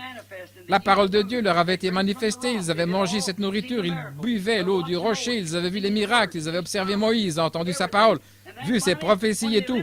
Et lorsque finalement ils écoutèrent ce faux docteur qui venait vers eux et leur enseignait des choses fausses, le camp fut affaibli tandis que le faux prophète prospérait. Il aurait pu construire des édifices d'1 million de dollars, il aurait pu avoir de grandes dénominations, ajouter des centaines de milliers, il aurait pu faire de grandes œuvres, de puissantes. Il était un prophète, tout cela est très bien. Mais tant que ce n'est pas en accord avec la parole, vous feriez mieux de rester à l'écart. Dieu ne change pas sa pensée. Restez bien avec sa parole, car c'est ce qui sortira à la fin. La parole, mot pour mot. Quiconque ôtera un mot de cette parole ou y ajoutera un mot, cette parole doit rester telle qu'elle. Maintenant, écoutez attentivement. Lorsqu'arriva le test de la parole, lorsqu'ils allèrent là et virent l'opposition si grande, c'était l'opposition la plus grande qu'ils avaient. Lorsqu'ils virent que les Amalécites étaient 10 fois plus grands qu'eux, ils dirent, nous avons l'air de sauterelles. Les murailles de leur ville sont si larges que 2 chars de course peuvent y rouler de front. Leurs épées sont aussi longues que cela. De plus, ce sont des géants. À côté d'eux, nous avons l'air de sauterelles. Nous ne pouvons pas faire cela. Mais 2 hommes se tinrent sur la parole, Caleb et Josué, qui ont dit, attendez une minute. Vous, ce peuple de 2 millions de personnes, taisez-vous, juste une minute. Nous sommes plus que capables de faire cela. Nous leur sommes bien supérieurs. Sur quoi se basait-il? Dieu avait dit, je vous ai donné ce pays. Il est à vous. Et ils s'enterrent à cela. Mais le peuple s'était uni à d'autres choses et toutes sortes de credos et de rituels étaient entrés parmi eux. Ils étaient devenus faibles comme des lavettes ne sachant pas de quel côté se tourner. C'est vrai, c'est alors que vint le test de la parole. Et cependant, il vous accorde sa volonté permissive, sachant ce qui est dans votre cœur. Il sait cela. Vous dites, eh bien, frère Branham, je fais ceci et cela, ça ne me dérange pas. Dieu me bénit chaque jour, je chante dans l'esprit, je danse dans l'esprit. Il le permettra, allez-y, c'est juste. Mais qu'allez-vous faire? Je porte des shorts, je fais ceci, cela, ça ne me dérange pas, je sais que ma foi est en Christ et pas dans ce que je porte. Mais la Bible dit que ça a de l'importance, vous voyez. Qu'allez-vous faire? Vous allez être une pierre d'achoppement comme Balaam devant les autres femmes. Qu'allez-vous faire de vos jeunes filles? Vous aurez un tas de riquetas. C'est absolument vrai. Un tas de petites Jézabel maquillées. Vous voyez? Pourtant, Dieu vous fera prospérer. Eh bien, il me bénit. Je n'en doute pas. Il a aussi béni Balaam. Il vous bénira certainement. Vous marchez dans sa volonté permissive. Non, dans sa volonté parfaite. Dieu ne change pas sa pensée parce qu'il vous bénit. Il a béni Israël pendant 40 ans. Que faisait-il? Il se mariait, élevait des familles, embrassait des enfants, payait leurs dîmes. Il vivait simplement là et Dieu les bénissait dans le désert, les nourrissait de la manne et toutes ces choses. Mais chacun d'eux périt car il n'avait pas gardé sa volonté originelle, sa parole. Ils avaient pris sa volonté permissive. Allez de l'avant, mais souvenez-vous que lorsqu'ils eurent quitté Kadès, ils ne voyagèrent plus, ils se contentèrent de tourner en rond dans le désert. Alors que 2 jours plus tard, ils auraient pu se trouver dans la terre promise, ils voyagèrent pendant 40 ans, et chacun d'eux mourut, sauf Josué et Caleb, qui s'en étaient tenus à la parole originelle. Oh Dieu, aide-nous. Dieu ne change pas sa volonté, il ne change pas sa pensée. Pourtant, il vous bénira, certainement, il a béni Balaam, et que fait-il? Il pollua tout le camp. Vous voyez, vous devez vous en tenir à ce qu'il a dit. Il n'a jamais changé son plan originel. Regardez les Balaam dans le camp, dans le champ de la moisson aujourd'hui. Regardez simplement. Ils prospérèrent, ils parlèrent en langue, certainement. Ils utilisent les dons de Dieu pour s'enrichir et toutes ces choses, certainement. Mais ils souillent toute l'Église de Dieu avec leur enseignement corrompu. C'est vrai. Quelqu'un m'a dit, pourquoi faites-vous cela? Pourquoi faites-vous? J'ai dit, ne croyez-vous pas que c'est la vérité? Oh oui, mais savez-vous quoi? Ce n'est pas votre affaire. Vous êtes ici pour prier pour les malades. Ils croient que vous êtes un prophète. Vous pourriez enseigner à ces femmes comment faire ceci et encore cela. Comment pourriez-vous leur enseigner l'algèbre alors qu'elles ne veulent même pas apprendre l'ABC? Comment pouvez-vous leur enseigner ces choses alors qu'elles ne veulent même pas faire l'école primaire? Vous devez revenir en arrière et recommencer depuis l'endroit où vous avez arrêté en prenant chaque parole de Dieu. Regardez simplement dans le champ de la moisson aujourd'hui. De même que Balaam s'est marié dans l'église de Dieu à une prostituée, il a épousé une prostituée dans l'église de Dieu. Ces faux docteurs d'aujourd'hui essayent de vous dire ces choses. Ils vont se marier à chacune de ces organisations et le peuple fera de même avec la vieille prostituée d'Apocalypse 17. Ils sont de la doctrine de Balaam. De nos jours, ils vont ci et là en disant « Nous sommes tous les mêmes, nous sommes tous chrétiens, les prêtres, les papes et tous les autres font des compromis. » Je connais même un prédicateur pentecôtiste. Maintenant, ils se mettent à donner un pain cachère rond qui représente Astarté, la déesse de la lune. Ils vous donnent une galette cachère en disant « Prenez-la en fermant les yeux si cela heurte votre conscience. » Fermez les yeux? Une hostie ronde? Qu'est-ce que ça signifie? Nous prenons un corps brisé. C'est Jésus-Christ qui a été brisé et non une déesse ronde de la lune. Pas Astarté qui a été remplacée par Marie. Les hosties catholiques sont toujours rondes. Remarquez que la lune est devenue une déesse, pas Dieu. Nous avons un pain cachère qui a été brisé, certainement. Ainsi, la grande prostituée d'Apocalypse 17, c'est-à-dire ces docteurs de Balaam avec leur fausse doctrine, marie l'Église à ce gâchis. Voyez à la fin des temps, tout est dévoilé, voyez-en la faiblesse. Il y a 900 et quelques organisations, les unes allant d'un côté, les autres de l'autre. Il n'y a pas d'unité parmi elles. Et elles essayent de créer une unité sans s'appuyer sur la parole de Dieu, sur le plan originel de Dieu. Elles essaient d'établir cela par le moyen de la politique et de l'organisation. Dieu ne change pas sa pensée. Il s'en tient exactement à sa parole. Il a dit, les cieux et la terre passeront, mais ma parole ne passera pas. C'est juste. Il s'en tient à sa parole originelle. Oh là là! Bien qu'il continue de raisonner contre ses paroles comme il le fait au début, il n'y a qu'une chose à faire. Il ne changera pas, c'est simplement de croire. Car le ciel et la terre passeront, mais sa parole ne faillira jamais. Voyez-vous à quoi vous allez vous marier? Voyez la politique et toutes ces choses. Voyez comment ils essayent d'unir la politique et l'Église. Nous ne sommes pas unis à Christ par la politique. Nous sommes unis à Christ par le baptême du Saint-Esprit. Et vous savez que vous avez le Saint-Esprit lorsque cet Esprit en vous identifie chaque parole de Dieu comme étant la vérité. C'est vrai. Quiconque enlèvera un mot de cette parole ou y ajoutera un mot, sa part sera retranchée du livre de vie. Et pourtant, il prospérera. Vous dites, la prospérité n'est-elle pas un signe de notre foi? Vous ne pouvez pas juger Dieu d'après la prospérité. Le monde prospère. Balaam a prospéré par ce moyen. Mes frères, c'est par sa parole que vous jugez Dieu. Il s'en tient à sa parole et l'identifie comme étant la vérité. Souvenez-vous donc, mes amis, que tant que vous vivrez, n'oubliez jamais ceci. Dieu ne change pas sa pensée. Pourtant, il vous bénira. Il vous laissera aller selon sa volonté permissive, mais il ne changera pas sa parole. Il ne changera pas sa pensée ni son plan. Non, certainement pas. C'est vous qui devez changer. Vous ne pouvez pas prendre la parole de Dieu et la faire s'accorder avec votre expérience. Vous devez prendre votre expérience et la faire s'accorder avec la parole de Dieu. Vous dites, eh bien, je suis un homme bon, Dieu fait ceci et cela, et encore pour moi. Mais gardez-vous sa parole? Eh bien, je vais vous dire que ce n'est pas tout à fait. Très bien, il y a quelque chose qui ne va pas quelque part. Dieu vous fera prospérer, certainement il le fera. Les dénominations ont prospéré, et qui ne l'a pas fait. Elles ont déployé leurs tentes, leurs grandes et belles églises et tout ça sur toute la terre, et les riches avec leur argent ont affublé ces églises et les membres sont venus de partout. La Bible ne dit-elle pas qu'on trouve en elle les richesses du monde et même les âmes d'hommes? Tout cela fut trouvé dans cette vieille prostituée qui est la mère de cette politique corrompue et de cette organisation. Mais le petit groupe de cette épouse de Dieu est centré sur cette parole. Puisse notre bien-aimé Père Céleste vous garder toujours stabilisé juste là. Ne vous éloignez jamais de cette parole. Il se peut que vous soyez bénis, il se peut que Dieu guérisse vos malades, il se peut qu'il guérisse votre bébé malade, il se peut qu'il guérisse votre mari, votre femme, il se peut qu'il guérisse votre mère ou n'importe qui, que vous sautiez dans l'esprit. Souvenez-vous que la pluie tombe sur le juste et l'injuste. Mais lorsque vous voyez cette semence répandue là, vous savez que que soit elle est ordonnée, soit elle ne l'est pas. Si elle a été ordonnée, si c'est une semence de blé, elle doit produire du blé. Si c'est une semence de la parole de Dieu, elle doit produire la parole de Dieu. Sinon, elle ne l'est pas. Comprenez-vous ça maintenant? Que le Seigneur vous bénisse. Je vous avais dit que je voulais finir à 9 heures et il est déjà 10h moins 20. Beaucoup parmi vous ont un long chemin à faire.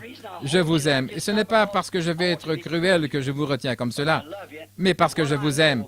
Et ce que je sais, c'est que je ne retiens rien, je vous dis la vérité. Dans les rencontres où je vais ailleurs, vous ne m'entendrez jamais prêcher ces messages. Non, je vous ai promis de venir à ce tabernacle. C'est d'ici que je prêche mes messages. Il m'en reste encore 3 ou 4 que le Seigneur m'a donnés. J'ai aussi les passages de l'Écriture à ce sujet. Et je n'oserais pas les prêcher ailleurs qu'ici. C'est d'ici qu'est partie la parole de Dieu. Et à moins que Dieu ne me dise de faire autrement, je resterai ici et je donnerai mes messages depuis ici. C'est juste. Là-bas, dans les réunions, je prie pour les malades ou des choses comme cela. À part cela, je dis les choses par allusion, afin que les brebis puissent entendre. Elles savent de quoi je parle. Autrement, c'est juste l'appât de l'hameçon. Vous voyez, j'essaie de montrer que Dieu connaît les choses par le discernement, qu'il sait ce qu'il y a dans le cœur des gens et qu'il peut faire ces choses. Ce n'est qu'un don évangélique pour remuer les gens. La première chose qu'ils reçoivent chez eux, c'est une bande magnétique et c'est là qu'ils sont touchés. S'il s'agit d'un agneau, il s'en emparera. Si c'est une chèvre, elle jettera cet enregistrement dehors. C'est ça. N'est-ce pas? N'est-ce pas, Ben? Absolument. Ben a de l'expérience. Très bien. N'êtes-vous pas heureux de lui appartenir? N'êtes-vous pas heureux? Pendant longtemps, nous avions l'habitude de chanter un petit chant pentecôtiste qui dit « Je suis tellement heureux que le Seigneur m'a fait sortir. Je suis tellement heureux que le Seigneur m'a fait sortir. Si Jésus n'avait pas été là, où serais-je donc? Je suis tellement heureux que le Seigneur m'a fait sortir. Je suis heureux depuis que le Seigneur m'a fait sortir. Si Jésus n'avait pas été là, où serais-je? Je suis tellement heureux depuis que le Seigneur m'a fait sortir. Je pousse des cris de joie depuis que le Seigneur m'a fait sortir. Si Jésus n'avait pas été là, oh, où serais-je? Je suis tellement heureux que le Seigneur m'a fait sortir. Gloire! N'êtes-vous pas heureux? Chantons-le, n'êtes-vous pas heureux?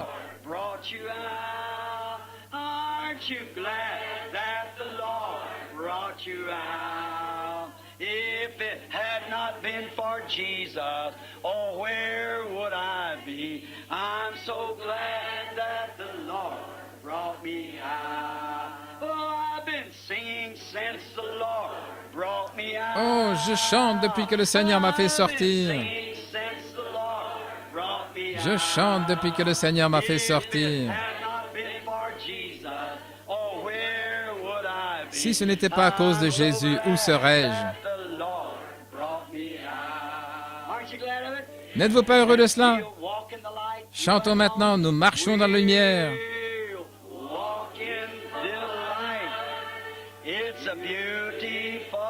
C'est une belle lumière qui fait briller les gouttes de rosée et de grâce.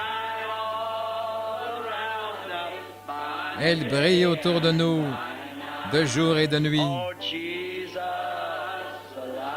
Jésus, la lumière du monde. N'aimez-vous pas cela? Chantons-le de nouveau.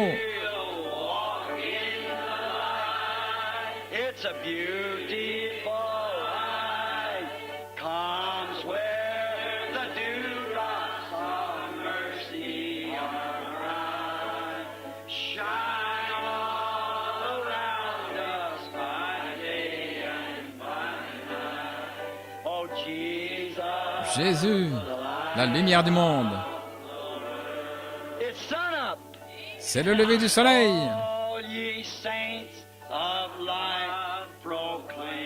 Tous les saints dans l'amour proclament que Jésus est la lumière du monde. Vérité et miséricorde en son nom. Jésus, la lumière du monde. Maintenant, élevons nos mains tandis que nous chantons.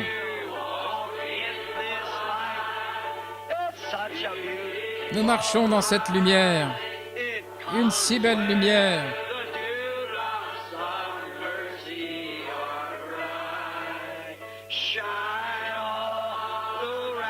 resplendit autour de nous, jour et nuit.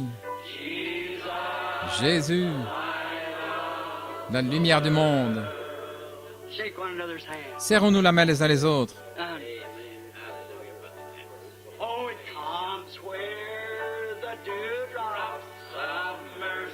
Elle vient là où les gouttes de rosée et de miséricorde brillent. N'êtes-vous pas heureux d'être les enfants de la lumière?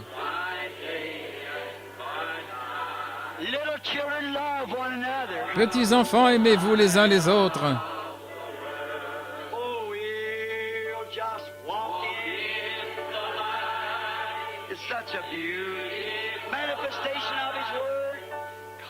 La manifestation de sa parole.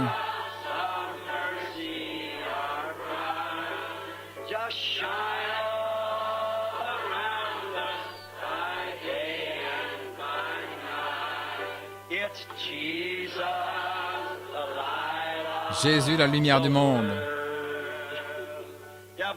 Le croyez-vous? Nous marchons vers Sion. La belle, la merveilleuse Sion. Nous montons vers Sion, cette belle cité de Dieu.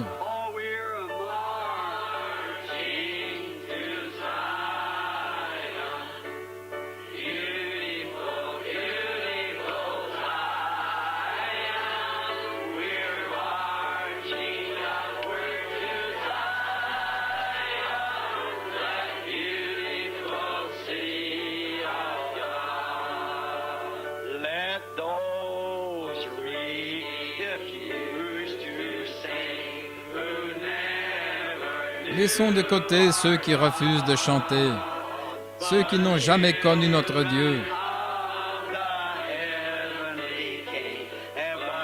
Mais les enfants du Roi céleste peuvent répandre au loin leur joie.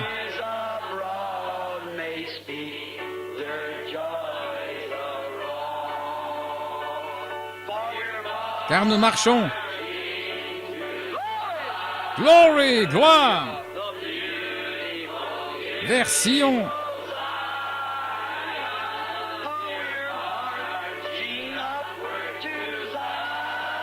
Nous montons vers Sion, cette belle cité de Dieu.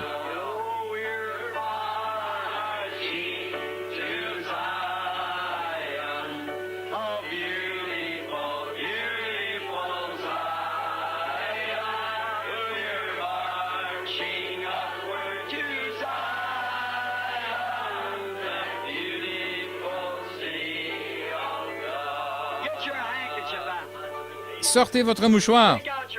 Sortez vos mouchoirs. Faisons au Seigneur une offrande tournoyée.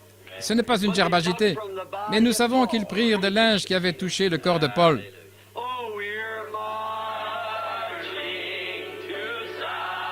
Oh, nous marchons vers Sion. La belle, la merveilleuse Sion.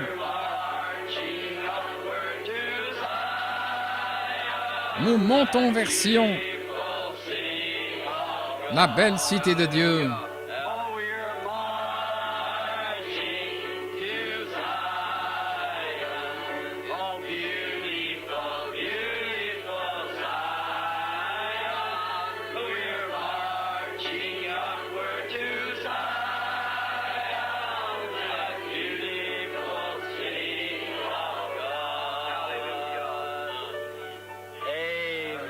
Amen.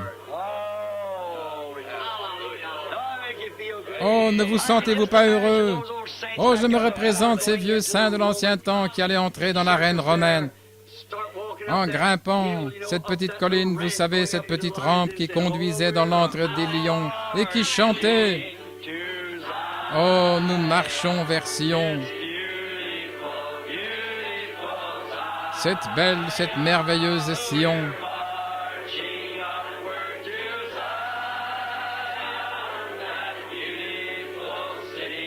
cette belle cité de Dieu.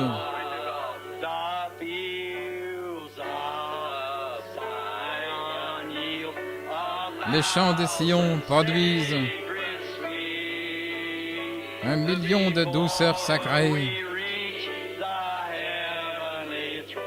Avant que nous atteignions le trône céleste, avant que nous atteignions les champs célestes, et que nous arpentions les rues dorées,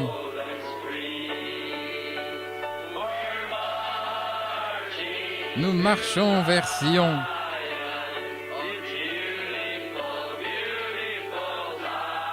La belle, la merveilleuse Sion.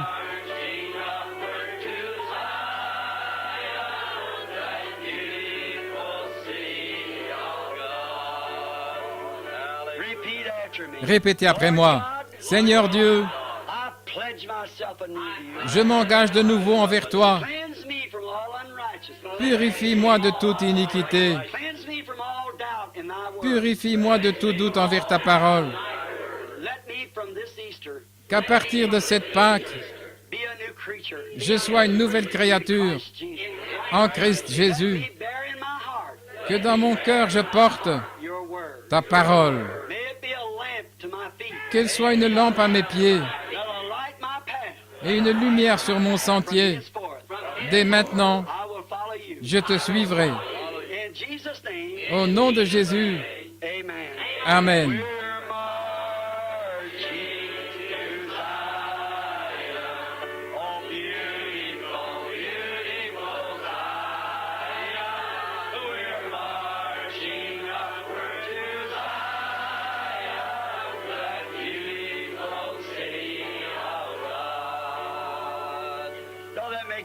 Ne vous sentez-vous pas bien? Nous nous sommes engagés de nouveau, sachant que dans nos cœurs, nous avons été vivifiés d'entre les morts. Cela ne vous rend-il pas heureux? Oh là là! Je vous aime d'un amour immortel. Écoutez, aimez-vous les uns les autres. Vous ne pouvez pas ne pas aimer votre frère que vous voyez et dire que vous aimez Dieu, que vous n'avez jamais vu. Aimez-vous donc les uns les autres. Lorsque vous vous servez les uns les autres, c'est Dieu que vous servez. Est-ce juste? Tout ce que vous faites à l'un de ces petits qui a la puissance vivifiante en lui, c'est à moi que vous l'avez fait. Quand avons-nous vu dans le besoin? Quand avons-nous visité en prison? Quand avons-nous fait ces choses? Ce que vous leur avez fait, c'est à moi que vous l'avez fait. N'est-ce pas merveilleux? Je l'aime. Ne l'aimez-vous pas? Oh, il y a encore un chant que nous devons chanter si vous avez une minute. Oh oui, nous allons prendre le temps. Très bien, très bien. Oh, prenez le nom de Jésus avec vous. N'oubliez pas ça, mon ami. Chantons-le maintenant. D'un seul cœur. Prenez son nom. C'est tout ce que nous avons en nous.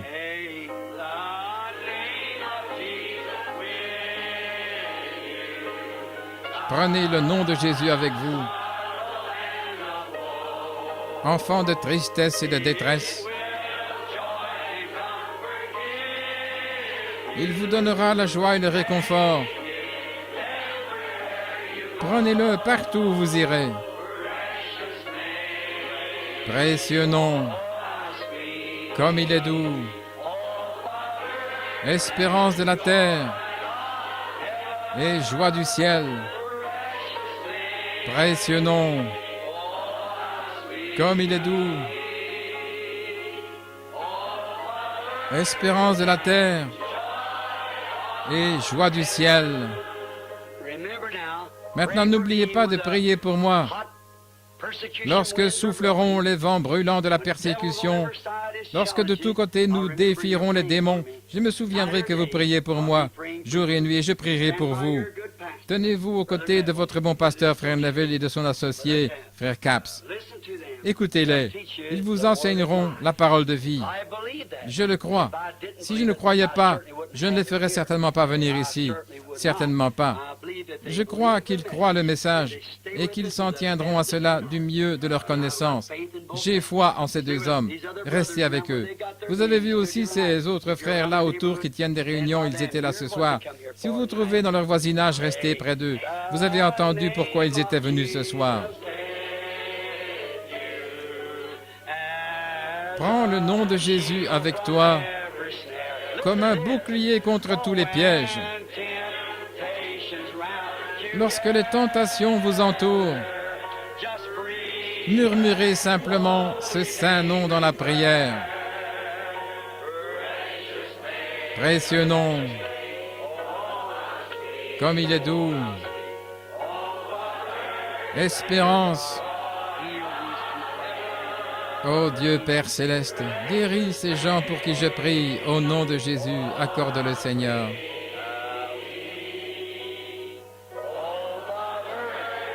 Espérance de la terre et joie du ciel.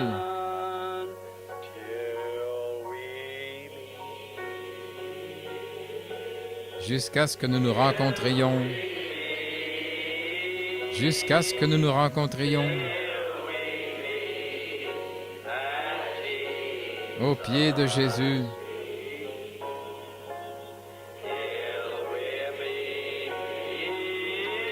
Jusqu'à ce que nous nous rencontrions.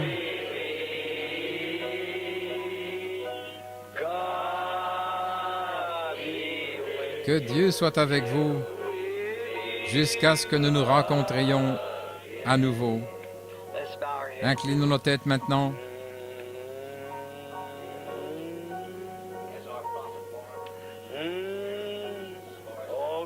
Ô Dieu, sois avec nous. Aide-nous, Seigneur.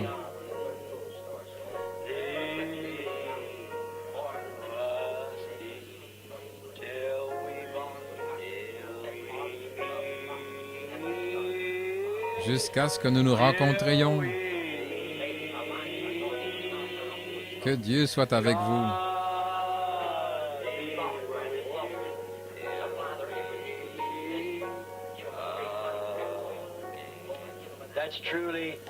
C'est véritablement ma prière, jusqu'à ce que nous nous rencontrions. Que Dieu vous bénisse. Et maintenant, je vais demander à notre précieux frère Neville de congédier l'Assemblée. Dieu vous aime tous, chacun en particulier. Je suis tellement reconnaissant d'avoir des gens comme vous. Que serait mon message si je n'avais personne pour y croire? Il y a ici des gens pour lesquels vous donneriez votre vie. Que Dieu vous aide, qu'il aide chacun de vous. Mes prières sont avec vous, mes bénédictions accompagnent chacun de vous. Puissiez-vous ne pas oublier que vous aurez part à cette résurrection. La puissance vivifiante est maintenant en vous. Tout est prêt. Vous êtes l'enfant de Dieu. Inclinons maintenant nos têtes, tandis que frère Neville vous congédie. Que Dieu vous bénisse.